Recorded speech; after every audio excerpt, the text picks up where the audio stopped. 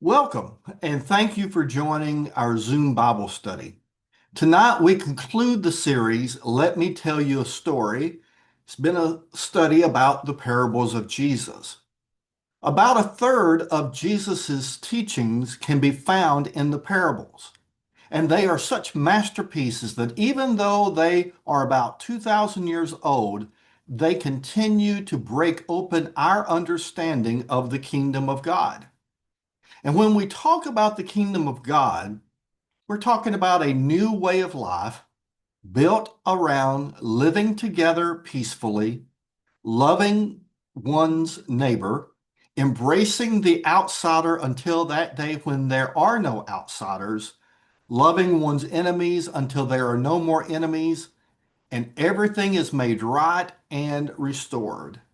It will be an age of healing, economic, and political justice, an age of abundance and global righteousness and peace. But there's a now and not yet aspect to the kingdom.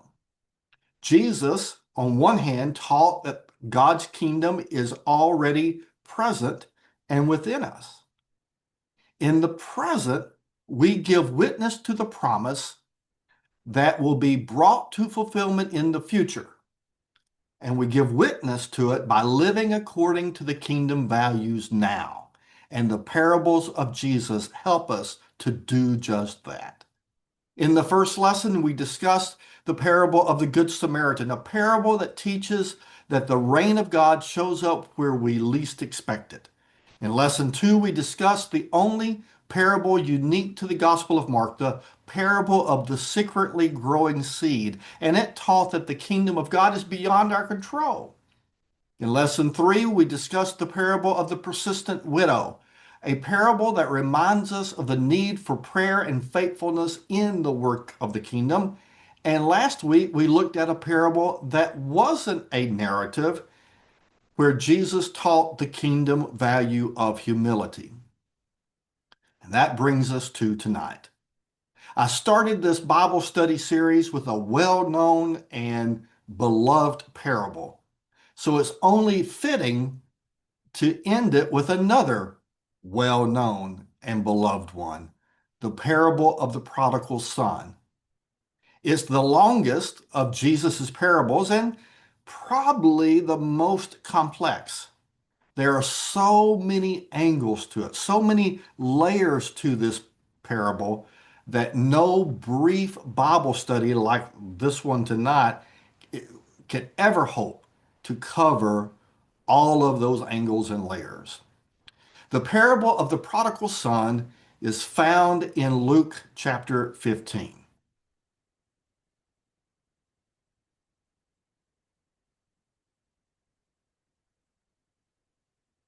Then Jesus said, There was a man who had two sons. The younger of them said to his father, Father, give me the share of the estate that is coming to me. So the father divided his assets between them.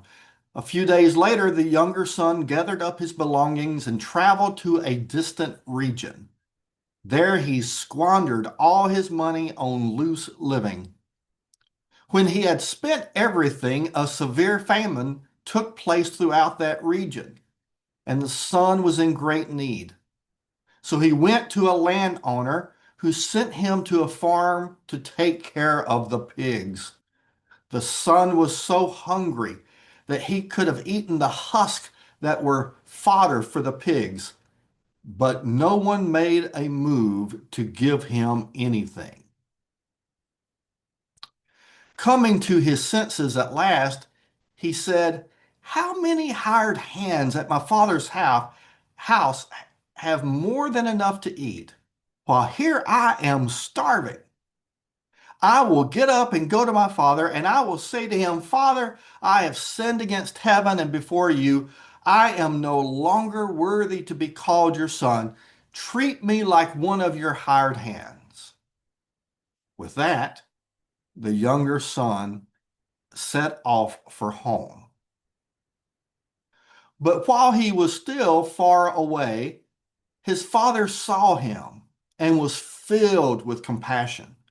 The father ran out to meet him, threw his arms around him, and kissed him.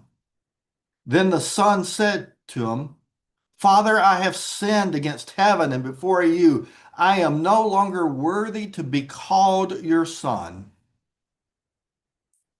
But the father said to one of the workers, Quickly bring out the finest robe and put it on him. Put a ring on his fingers and sandals on his feet. Get the fatted calf and kill it. Let us eat and celebrate. This son of mine was dead and has come back to life. He was lost and now he's found. And they began to celebrate. Meanwhile, the elder son had been out in the field. As he neared the house, he heard the sound of music and dancing. He called one of the workers and asked what was going on. And he replied, Your brother is home and the fatted calf has been killed because your father has him back safe and sound. The son got angry at this and refused to go to the party. But his father came out and pleaded with him. And the older son replied, Listen, for all these years I've been working like a slave for you, and I have never disobeyed your command, yet you have never given me even a young goat so that I might celebrate with my friends. But when this son of yours came back, who devoured your assets with prostitutes, you killed the fatted calf for him. Then his father said to him, Son, you are always with me, and everything I have is yours. But we have to celebrate and rejoice. This brother of yours was dead and has come back to life. He was lost, and now he's found. I, like so many others, have wondered if this parable was properly titled by whoever was in charge of creating titles.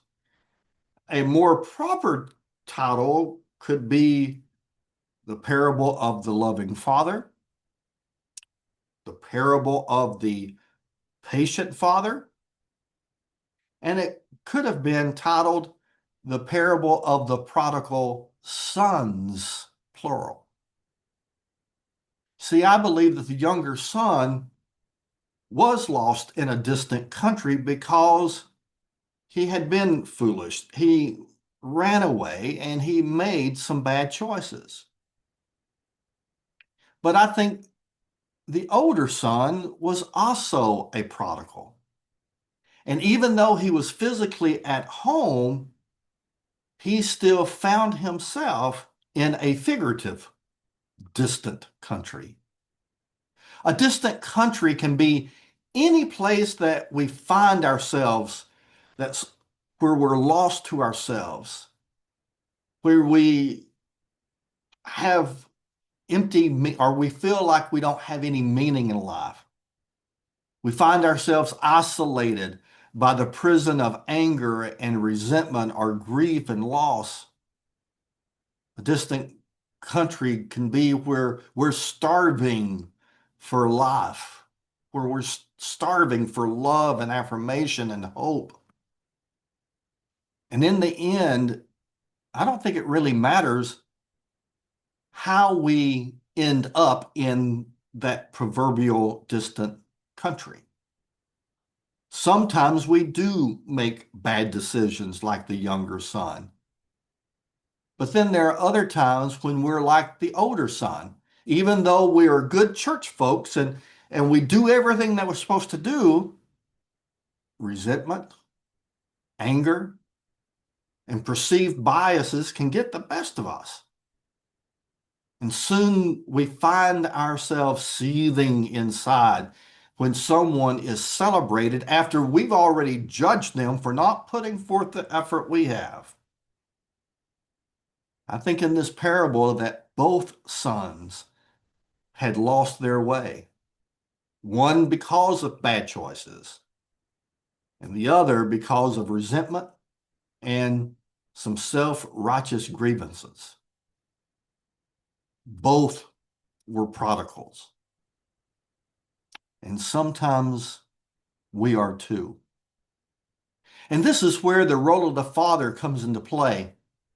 If Jesus is telling us that the Father in the story is like God, then that means that we have a God who never gives up. We have a God who never abandons us. That means that we have a God who's not angry, but overflows with unconditional love.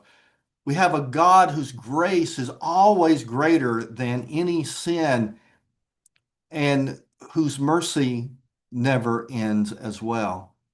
Our God is a God who promises to welcome and restore any and all prodigals. When the father told the older son that you are always with me and everything I have is already yours, the father was saying, in essence, you don't need to act like a hired hand, even though in your mind you think you do. You see, there's more than enough love and mercy and grace. There's more than enough of everything for everybody. And I think the two big takeaways of this parable is one, the younger prodigal needed to learn that the father's love will never be taken away. And the older prodigal needed to learn that the father's love can never be earned. But that's not the end of the story. There's a relationship in this parable that's not complete, and I'm talking about the one between the two brothers. And this rift surfaces when the older son angrily confronts his father, boasting about his own obedience and contrasting it with his younger brother's reckless behavior. The older son says to the father, and I emphasize this in the reading, this son of yours. The son of yours comes home after going through your money with prostitutes, and you kill the fatted calf for him. But the father counters by refusing to allow the older to dismiss the younger. And he says, this brother of yours was dead and has come back to life. He was lost, but now he's found. One could argue that the biggest tragedy in this parable is that the two sons, so preoccupied with rejecting each other, have forgotten their connection to one another. The father, who has extended so much love and grace to both of them, simply wants them to show the same to each other. And isn't that a message that we all need to hear today? The parable of the prodigal sons and the loving father is not simply about coming home. It's also about the kind of home we are called to create. About coming home, it reminds us that our God is a God of unending grace and mercy, a God who meets us no matter how far we've strayed. And about the kind of home we're called to create, the story challenges us to extend to each other the same grace we have received. Earlier in Luke 6:36, Jesus instructs us to be merciful just as God is merciful. So maybe in the end, this parable is about compassion and mercy because the kingdom of God is about compassion and mercy and love. And just as the Father longed for his sons to be reconciled, so God desires us to move past judgment and resentment and isolation for each other. Let us be reconciled. Let us extend mercy and grace and compassion with each other as God has extended mercy, grace, and compassion toward us. And may it be so. As stated earlier, this is the conclusion of Let Me Tell You a Story. Next Wednesday, February 18th, is Ash Wednesday. And Spirit of the Cross will host the United Church of Christ joint worship service for Ash Wednesday as our UCC sibling congregation in town, the United Church of Huntsville, joins us to kick off the season of Lent. Reverend Alan Ballantyne from UCH will preach. Communion and the traditional imposition of ashes will be offered. And the service next Wednesday, the worship service, will begin at 7 p.m. I had it wrong this past Sunday when I announced it and when it was in the bulletin. It's at 7. So I hope that you can join us.